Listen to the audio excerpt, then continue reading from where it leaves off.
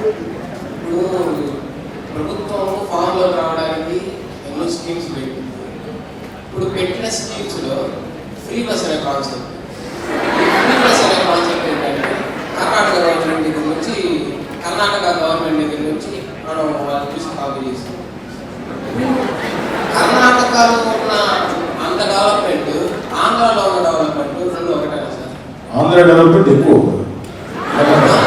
కర్ణాటక అంటే బెంగళూరులో ఇప్పుడు మన ఆంధ్రాలో కూడా సగానికి సగం జాబ్ చేసే వాళ్ళందరూ బెంగళూరు కానీ తమిళనాడు కానీ, ఎందుకంటే అది మెట్రోపాలిటన్ సిటీస్ కాబట్టి అక్కడికి వెళ్ళి అక్కడ జాబ్ చేయాలనుకుంటున్నాం.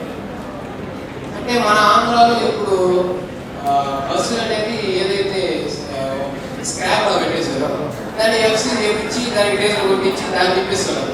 అంటే దీనివల్ల ఏమవుతుంది, అనవసరంగా మనకి గవర్నమెంట్కి మిమ్మల్ని అడుగుతున్నాం, గవర్నమెంట్కి ఏదైనా రూపాయన ఆదాయం ఉంది సార్ దానివల్ల? అంటే గవర్నమెంట్కి ఆదాయం కదమ్మా, మహిళలకి ఉచిత బస్సు పథకం అని మేనిఫెస్టోలో పెట్టారు.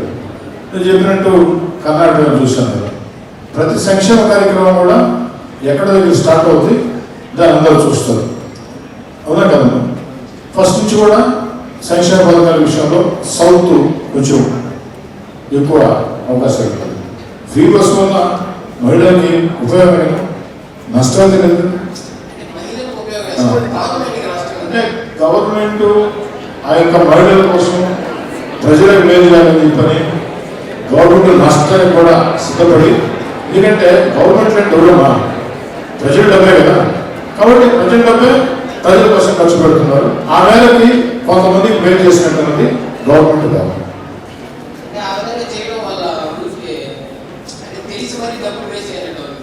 మేలు జరుగుతుందా లేదా? మేలు జరిగేప్పుడు ఒకటమ్మా, వృద్ధులకి వితంతువులకి పెన్షన్ దయచేసినా అందరూ వృద్ధులకి వితంతువులకి పెన్షన్ యాక్చువల్గా ఫస్ట్లో 70 రూపాయలు ఉంది, అలాగే 200 అయింది.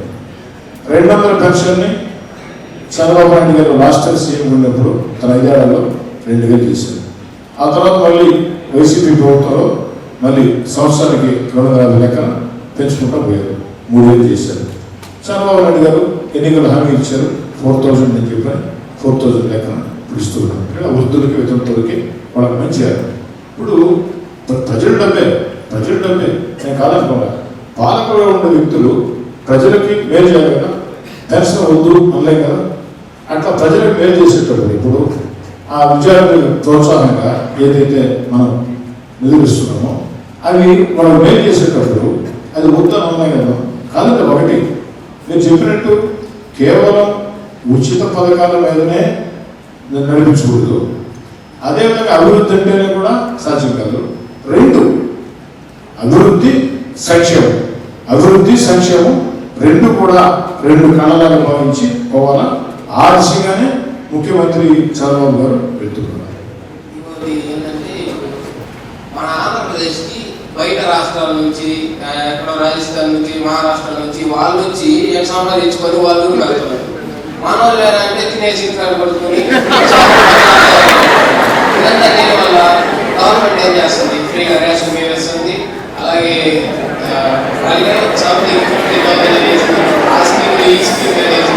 ఫ్రీగా ఇచ్చి ఏం చేస్తుంది, ఉండే ప్రజలందరినీ సోమపోతం చేస్తుంది. అంటే వాళ్ళు పని చేయడానికి ఏమనిపిస్తుంది, ఎవరు గవర్నమెంట్ కదా ఫ్రీగా నేలైతే ఒక రేషన్ బియ్యం వచ్చేస్తుంది, ఇంకా మనం పని చేయాల్సిన పనే ఉంది అన్న ఒక అంటే ఉచిత పథకాలు ఒకటే ఇచ్చి అభివృద్ధి వదిలేయడం కరెక్ట్ కాదు, అభివృద్ధి చేసాం సంక్షేమం చేయడం అంటూ కరెక్ట్ కాదు. రెండు జరగాల. ఈ గవర్నమెంట్లో తెలుగుదేశం పార్టీ కూడా గవర్నమెంట్లో చంద్రబాబు గారు రెండు చేస్తారు. Vishwasai NEET medical academy. Doctor కావాలనుకోవడం మీ ఆశయమైతే, మీ ఆచరణకు ఒకే ఆలోచన విశ్వసాయి నీట్లో సీటే మీ లక్ష్యమైతే ఆ లక్ష్యాన్ని ఛేదించగలిగే ఒకే ఒక్క చోటు విశ్వసాయి. విద్యార్థుల ఆశయాన్ని, తల్లిదండ్రుల కలలు నిజం చేసుకోవడానికి నిజమైన మార్గమే విశ్వసాయి నీట్ మెడికల్ అకాడమీ. ఎందుకంటే స్థాపించిన సంవత్సరం నుంచి ఎందరో విద్యార్థుల్ని డాక్టర్లుగా మార్చి వారి ఆశయాన్ని చేరువ చేసిన విద్యా సంస్థ విశ్వసాయి. అనతి కాలంలోనే 1200కు పైగా మెడికల్ సీట్లు సాధించిన విశ్వసాయి చరిత్ర ఒక ఘనత. అపార అనుభవజ్ఞులైన డైరెక్టర్స్, అత్యుత్తమమైన ఫ్యాకల్టీ, అత్యున్నత ప్రమాణాలతో కూడిన విద్యాబోధన, ప్రణాళికాబద్ధమైన స్టడీ మెటీరియల్స్, ఎటువంటి ఒత్తిడి లేకుండా స్ట్రెస్ ఫ్రీ ఎడ్యుకేషన్ అందిస్తున్న సంస్థ విశ్వసాయి నీట్ మెడికల్ అకాడమీ. అందుకే నీట్ లో సీట్ సాధించాలంటే the one and only choice Viswasai NEET medical academy. 2027 NEET long term అడ్మిషన్లు ప్రారంభమైనవి. సంప్రదించండి Viswasai NEET medical academy, Nellore, Tirupati.